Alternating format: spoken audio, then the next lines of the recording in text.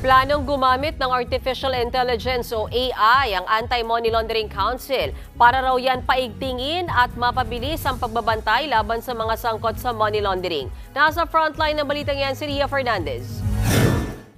Milyon-milyong covered transaction at kahina-hinalang transaction reports ang natanggap ng Anti-Money Laundering Council mula sa mga bangko at ahensya ng gobyerno noong nakaraang taon.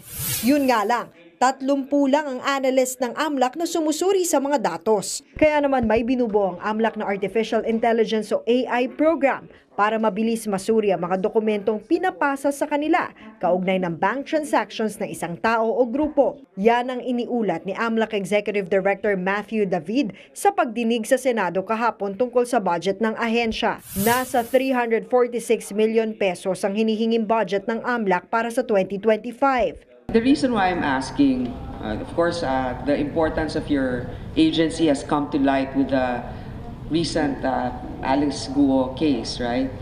You helped in our executive session, and one of the things that actually made me realize is that usually, like a bank in itself, will have an entire floor dedicated to compliance. Okay. And then AMLAC, you only have 346 million in your budget. Nasa 180 lang ang empleyado ng ahensya. Kaya aminado ang AMLAC na kailangan nila ng tulong ng AI. Posible raw na makumpleto ang development ng AI project ngayong taon. Pero kapag operational na raw ito, kailangan paglaanan ng pondo ang subscription ng proyekto kada taon. One of the proposed budget is for the procurement of the subscription for the AI, which is in our proposed budget is more than 50 million, Madam Chair, for the subscription. Because if you develop an AI, you need subscription also annually.